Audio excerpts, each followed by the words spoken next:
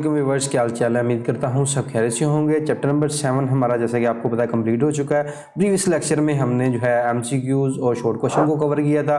आज के लेक्चर में हम लॉन्ग क्वेश्चन को जो कंप्लीट वो डिस्कस करेंगे यहाँ पर। ठीक है, यहाँ पे देखते हैं। सबसे पहले फर्स्ट क्वेश्चन है, write an algorithm to assign a grade based on the marks obtained by a student. The grading system follow these criteria.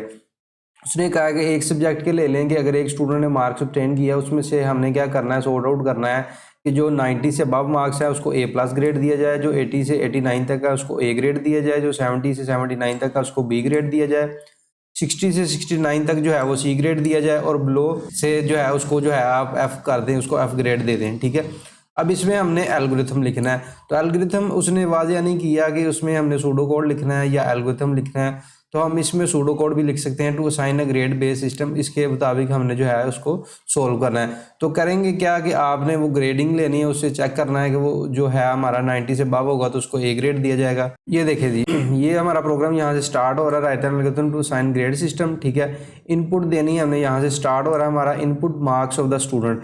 हमने मार्क्स जो है वो वेरिएबल लिया है, जिसके अंदर जो है हमने क्या करना है, स्टोर करवानी है अपनी वैल्यू जो यूज़र से लेनी है कि कितने नंबर आए हैं, तो वो सब्जेक्ट के नंबर हमने डालने हैं। इफ़ मार्क्स, इफ़ की यहाँ से कंडीशन स्टार्ट होगी, अगर मार्क्स उसके ग्रेटर देन 90 हैं या 90 के बराबर है, देन प्रिंट कर दिए जाए। ठीक है, प्रिंट क्या कर दिया जाए, ग्रेड A+। ठीक है, उसको वहाँ पे प्रिंट करा दिया जाए, हमारी स्क्रीन के ऊपर A+ आ जाए। Else if marks greater than 80 है और लेस देन 90 है, इक्वल टू 80 और ग्रेटर देन 80 से लेके लेस देन 90 है, तो उसको ग्रेड जो है वो A दे दिया जाए। एल्स इफ, अब आपको पता है कि जब इफ़ के अंदर जो है फर्दर कंडीशन हो, उसमें पॉसिबिलिटीज़ हो, तो उसके बाद एल्स इफ़ की जो कंडीशन है उसको बार बार रिपीट किया जाता है। ठीक है, एट द एंड जब लास्ट कंडीशन आ जाती है फिर हम एल्स यूज़ करते हैं। अगर एल्स फिर यूज़ करेंगे, अगर ग्रेटर देन 70 और लेस देन 80 के दरमियान में है, मतलब 70 से लेके हम 80 के दरमियान भी तो मार्क्स हो सकते हैं ना किसी स्टूडेंट के, तो उसको फिर जो है वो B ग्रेड दिया जाए। ठीक है, ग्रेटर देन 70 और लेस देन 80 हो तो उसको हम ग्रेड B देंगे। इसी तरह एल्स ग्रेटर देन 60 और इक्वल टू 60 भी तो हो सकते हैं ना, 60 या 60 से बड़ा नंबर हो, and less than 70 then print grade C। ठीक है, ग्रेड C दे दिया जाए। अगर ये कोई भी मार्क्स नहीं है तो फिर उसके पास ग्रेड F दे दिया जाए, क्योंकि उसके मार्क्स भी 60 से लेस देन है, तो उसको जो है हम F ग्रेड देंगे। तो यहाँ पे आकर जो आपका एल्गोरिथम जो है सूडो कोड आपका वो एंड हो जाएगा। तो इसको आपने यहाँ पे लिख लेना। इस मार्क्स की जगह पे आप परसेंटेज भी ऐड कर सकते हैं। अगर परसेंटेज निकालनी है तो पहले आप परसेंटेज का फार्मूला जो है वो यूज़ करके उसको कैलकुलेट करके फिर आप जो है उसकी जगह ये आप यूज़ कर सकते हैं, और उसको आगे जो है ये इफ एल्स की कंडीशन यूज़ करके आप जो है सूडो कोड लिख सकते हैं। क्वेश्चन में क्योंकि उसने वाज़ेह तौर पर कुछ भी नहीं बताया, उसमें सिर्फ उसने एल्गोरिथम का वर्ड यूज़ किया, तो एल्गोरिथम लिख दें, सूडो कोड लिख दें। अब इसमें हम जो है वो एल्गोरिथम तो नहीं लिखेंगे, क्योंकि एल्गोरिथम अगर हम लिखेंगे उसके लिए प्रॉपर हमें जो है वो उसके सिंटैक्स फॉलो करने पड़ेंगे, जिस तरह हमने लार्प में लिखे थे, जो है डिटेल में हमने प्रीवियस लेक्चर्स में समझा हुआ है। तो उसके लिए आपको पता है रीड और राइट इफ एल्स की डिफरेंट कंडीशंस यूज़ होती हैं, वो अकॉर्डिंग टू द सिंटैक्स ही उसमें डिस्प्ले होता है। इसलिए हमने इसमें सूडो कोड लिखा है, क्योंकि उसमें वाज़ेह क्वेश्चन में कुछ भी हमें नहीं बताया गया, तो हम उसके लिए सूडो कोड इसलिए हमने लिख दिया। नेक्स्ट है हमारे पास question number 2, explain how would you use algorithm design method such as flow chart, pseudo code to solve a complex computation problem, illustrate your explanation with detail example. तो ये आपका लॉन्ग क्वेश्चन है, page number 130 भी, ये मैंने आपके लिए pages number लिखे हुए हैं, वहाँ से जाकर आप जो है इनको फॉलो कर सकते हैं, इन क्वेश्चंस को कंप्लीट। उसके साथ आपने जो पैटर्न है वो ही है कि आपने डेफिनेशन लिखनी है, उसकी एक्सप्लेनेशन लिखनी है, उसके साथ उसकी एग्जांपल आपने मेंशन करनी है। ठीक है, ये लॉन्ग क्वेश्चंस जो हैं इसमें आपने बुक से करने हैं तो बुक से कर सकते हैं, वरना आपको जो है वो क्वेश्चंस का लिंक जो है डिस्क्रिप्शन में मिल जाएगा, वहाँ से आप जो है कंप्लीट अपनी तैयारी कर सकते हैं। शॉर्ट तो टू दी पॉइंट जो है वहाँ पे लिखा होगा। जो बुक वाइज याद करना चाहते हैं तो वो इस पेज पे जाके फॉलो कर सकते हैं, और प्रीवियस लेक्चर फॉलो कर सकते हैं इन टॉपिक के, वहाँ पे अपने कंप्लीट में डिस्कस किया हुआ क्या लिखना है क्या नहीं लिखना। एल्गोरिथम डिज़ाइन मेथड का टॉपिक है, आपने उसकी डेफिनेशन लिखनी है, उसके बाद आपने फ्लो चार्ट लिखना है, उसको सिंबल्स और एक एग्जांपल देनी है, फिर आपने सूडो कोड लिखना है। ठीक है, सूडो कोड की फिर आपने उसको जो है सारा एक्सप्लेन करना है, उसकी आपने एक एग्जांपल देनी है और बताना है कि किस तरीके से जो है कंप्यूटेशनल प्रॉब्लम जो है उसको सोल्व किया जाता है with the help of flow chart और सूडो कोड। ठीक है, ये आपने पेज नंबर 130 पे चल जाना है, इसको कंप्लीट आपने डिस्कस करना है। थर्ड वन जो है आपके पास complete define computational thinking and explain its significance in modern problem solving. तो आपने डेफिनेशन लिखनी है यहाँ पे कंप्यूटेशनल थिंकिंग की और एक्सप्लेन करना है कि इसकी प्रॉब्लमिंग स्किल किस तरीके से जो है सोल्व की जाती है, और एग्जांपल इसमें देनी है कि जो कंप्यूटेशनल थिंकिंग के ज़रिए से हम किन डिफरेंट फील्ड में इसको यूज़ करते हुए हम जो है अपनी प्रॉब्लम को सोल्व कर सकते हैं, मेडिकल फील्ड में या इंजीनियरिंग में या मैथमेटिक्स में। ये भी हमने कंप्लीट डिस्कस किया। ये आपको पेज नंबर 124 पे इसका आंसर मिल जाएगा। Discuss the concept of decomposition in computational thinking, why is it important. अब ये सीक्वेंस वाइज आपके पास क्वेश्चन है कि आपके पास ये डिफाइन कंप्यूटेशनल थिंकिंग है, उसके अंदर आगे फर्दर जो उसके टाइप्स हैं समझ लें। डिस्कस द डिकम्पोजिशन, डिकम्पोजिशन किस लिए इस्तेमाल होता है, ये आपका एक ऐसा मेथड है जो ब्रेक डाउन करता है कम्प्लेक्स प्रॉब्लम को स्मॉलर मॉड्यूल्स में, ताकि उसको आसानी से समझा जाए और उसकी जो है उस पर काम किया जाए और हमारा जो है डिजायर रिजल्ट उसको हासिल किया जाए। व्हाई इज इट इंपॉर्टेंट, और इसकी इंपॉर्टेंस लिखनी है, इनके इसके जो फ़ायदे लिखने हैं कि किसमें ये जो है यूज़ होते हैं, डिकम्पोजिशन कम्प्लेक्स प्रॉब्लम में इस्तेमाल होती हैं।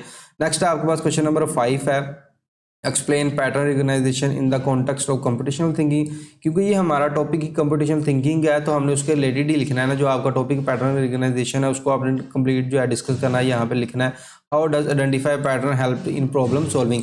और आपने उसमें से एक एग्जांपल आपने इसमें पैटर्न रिकग्नाइजेशन में दे देनी है। हमने उसमें 2 से 3 एग्जांपल जो है वो डिस्कस की थी प्रीवियस लेक्चर्स में। पैटर्न रिकग्नाइजेशन के जो लेक्चर हमने कंप्लीट डिस्कस किया हुआ है उसमें हमने 3 एग्जांपल देखी थी। तो आप उसमें से कोई भी एग्जांपल मेंशन कर सकते हैं, बुक के अकॉर्डिंग भी कर सकते हैं, जो मैंने दी है वो भी आप इस्तेमाल कर सकते हैं। What is an abstraction, abstraction क्या होता है, ये भी आपका क्या करता है, कम्प्लेक्स प्रॉब्लम को स्मॉलर पार्ट्स में कन्वर्ट करता है, उनको जो है समझ लें कि स्मॉलर पार्ट में कन्वर्ट करके उसमें जो अननेसेसरी डिटेल होती है ना उसको हाइड कर देता है, जो नेसेसरी उसमें चीज़ें होती हैं ना सिर्फ उसी पे फोकस करके अपना डिजायर्ड रिजल्ट हासिल करता है। Discuss its importance and provide an example of how abstraction can be used to simplify complex problem. तो ये आपको पेज नंबर 127 और 128 पे इसका आंसर मिल जाएगा। ये सीक्वेंस वाइज आपको ये टॉपिक याद करने पड़ेंगे। Describe what an algorithm is and explain its role in computational thinking. आपने एल्गोरिथम के बारे में लिखना है, उसके रोल लिखने हैं कि जो कोडिंग टू यूज़ होते हैं उसकी कंप्यूटेशनल थिंकिंग के रिलेटेड। तो ये आपने इसको याद कर लेना है, ठीक है। जो भी क्वेश्चन आपको समझ ना आई वो आपको नोट्स में मिल जाएंगे, टू दी पॉइंट आप वहाँ से इसको याद कर सकते हैं। Provide a detailed example of algorithm for solving a specific problem and draw the corresponding flow chart। इसमें आप जो है उसका फ्लो चार्ट एक एग्जांपल के तौर पे वहाँ पे देंगे और उस कंप्लीट इसको जो है एल्गोरिथम को आपने डिस्क्राइब करना है, उसके रोल्स, उसकी जो है रोल ऑफ कंप्यूटेशनल थिंकिंग, ये भी आपने डिटेल में लिखना है। क्वेश्चन नंबर 8 है, compare and contrast flow chart and pseudo code. हमने डिफरेंस भी देखा था, ठीक है, फ्लो चार्ट और सूडो कोड का। इसमें आपने दोनों का क्या लिखना है, इसकी इंपॉर्टेंस भी लिखनी है, इसके जो है डिसएडवांटेजेस भी लिखने हैं, ठीक है। आपने फ्लो चार्ट के टॉपिक में जाके उसकी जो इंपॉर्टेंस हैं वो उसकी एडवांटेजेस आ जाएंगी, मतलब एडवांटेजेस भी लिखने हैं और उसकी डिसएडवांटेजेस भी लिखने हैं। सूडो कोड के टॉपिक में जाएंगे तो वहाँ से भी आपको जो है उसकी एडवांटेजेस और डिसएडवांटेजेस मिल जाएंगे। Other method of algorithm design, ये दोनों को आपने जो है डिस्कस करना है, फ्लो चार्ट को और जो है सूडो कोड को, दोनों को आपने लिखना है, इनकी दोनों की एग्जांपल देनी है, ठीक है।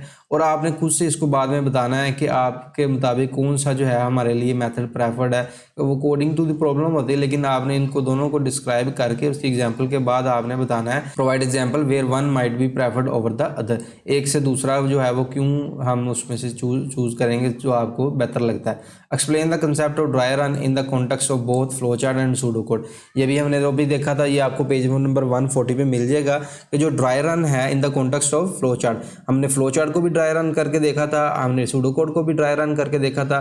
तो आपने जो है वो टॉपिक मेरा फॉलो कर लेना है, आपको प्लेलिस्ट का लिंक डिस्क्रिप्शन में मिल जाएगा, ठीक है। और इसका अगर टू दी पॉइंट आंसर चाहिए तो वो आपको नोट्स में मिल जाएगा। What is LARP, discuss is important in learning and practice algorithm. अब लार्प भी आता है, लार्प एक ऐसा सॉफ्टवेयर जिसके अंदर जो है हम एल्गोरिथम ये सूडो कोड को और फ्लो चार्ट को उसमें ड्रा करके उसमें रन करके कंपाइल करके चेक करते हैं, अगर कोई उसमें इशू हो, कोई एरर हो तो वो हम जो है उसको क्लियर कर लें, ताकि जब हम कोडिंग पे जाएं उससे पहले हमारी जो लॉजिक है वो आपकी ठीक होनी चाहिए, उसका फ्लो चार्ट या सूडो कोड है वो आपने ठीक लिखा हो। How does LARP enhance the understanding and application of computational thinking principle? Provide a scenario where LARP can be used to improve algorithm। ठीक है, आपने LARP की इन्हेंसमेंट बतानी है कि इसकी अंडरस्टैंडिंग एप्लीकेशन की कंप्यूटेशनल थिंकिंग के प्रिंसिपल आपने लिखने हैं कि LARP के लिए क्या ज़रूरी है। Where LARP can be use to improve an algorithm, और LARP जो है वो कहाँ पे इस्तेमाल होता है। इसका जो है आपका जो है बुक पे नहीं है, ये हमें खुद से इसको लिखना पड़ेगा। तो इसका जो है आपको लिंक डिस्क्रिप्शन मिल जाएगा नोट्स में, वहाँ से जाकर आप इसको तैयार कर सकते हैं, क्योंकि ये बुक में आपके पास यह लिखा नहीं हुआ कम्प्लीटली, इसको हम खुद से राइट करेंगे या आपकी बुक को फॉलो कर सकते हैं कोई भी। लेकिन आपको नोट्स का लिंक जो है डिस्क्रिप्शन में मिल जाएगा, वहाँ से जाकर कंप्लीट लेक्चर जो है, कंप्लीट क्वेश्चन जो है आप अटैम्प्ट कर सकते हैं। ठीक है, उम्मीद करता हूँ यहाँ तक सब स्टूडेंट को समझ आ गई होगी। अगर फिर भी बच्चे को किसी को भी किसी क्वेश्चन में कन्फ्यूजन हो तो वो कमेंट सेक्शन में मेरे से पूछ सकता है। चैनल को फॉलो कर लें, लाइक कर लें, सब्सक्राइब कर लें, ताकि नेक्स्ट आने वाले लेक्चर जो है आपके मिस ना हो। नेक्स्ट लेक्चर में हम जो है इंशाल्लाह बाकायदा नेक्स्ट चैप्टर का जो है वो आगाज़ करेंगे। तब तक मुझे इजाज़त दीजिए। अल्लाह हाफ़िज़।